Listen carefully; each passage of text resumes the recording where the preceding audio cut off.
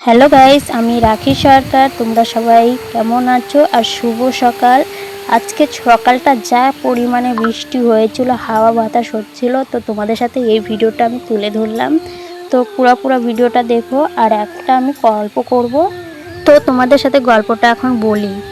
একজন খুবই দামি কথা বলেছেন যে যদি তোমার ভাগ্য কোনো জিনিস থাকে, তাহলে সেই জিনিস ভাগতে ভাগতে তোমারই কাছে আসবে।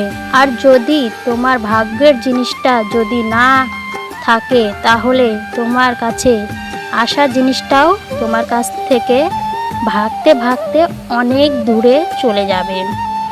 কিছু কাটা এক তো নিজের হয় না, কাউকে বলা যায় না, কাউকে বোঝাও যায় না।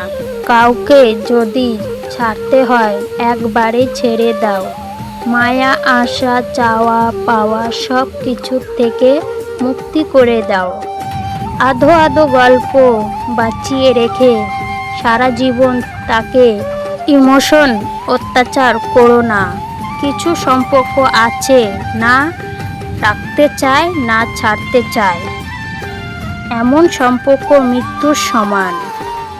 মাঝে মাঝে কারো ব্যবহার দেখে এত খারাপ লাগে যে আমি চুপ হয়ে যাই আর ভাবি, আমি কি সত্যি এতই খারাপ?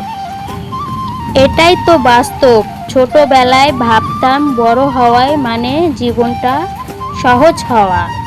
এখন বুঝতে পারছি বড় হওয়া মানে দুশ্চিন্তা আর অজানা কষ্টে বোঝা বয়ে চলা। স্বামীর মতন আপন কেউ হয় না। স্ত্রীর ছোট ছোট আবদারগুলো স্বামী ছাড়া আর কেউ পূর্ণ করে না। স্বামীর একমাত্র মানুষ যে স্ত্রীর কোনো স্বার্থ ছাড়া ভালোবাসে।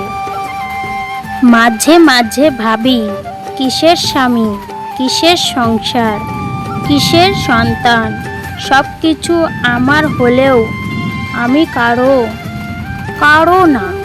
নারী তার সব কিছু উজাড় করে দিলেও কারো মনের মতন হতে পারবে না। হাসির আড়ালে লুকিয়ে থাকার কষ্ট বোঝার ক্ষমতা সবার থাকে না। আমি মানুষটা যতটা হাসি মুখে থাকার চেষ্টা করি, ভাগ্য আর পরিস্থিতি আমাকে ততটাই থাকতে দেয় না। সবার দোয়া দুঃখ আমি তোমাকেই বলতাম, এবার তোমার দোয়া দুঃখ কাকে বলবো? স্বামীর মতন আপন কেউ হয় না। স্ত্রীর ছোট ছোট আবদারগুলোই স্বামী ছাড়া আর কেউ পূর্ণ করে না। স্বামী একমাত্র মানুষ যে স্ত্রীর কোনো স্বার্থ ছাড়া ভালোবাসে। গল্পগুলো তোমাদের কাছে কেমন লাগলো আর ভিডিওটা পুরো দেখার জন্য ধন্যবাদ।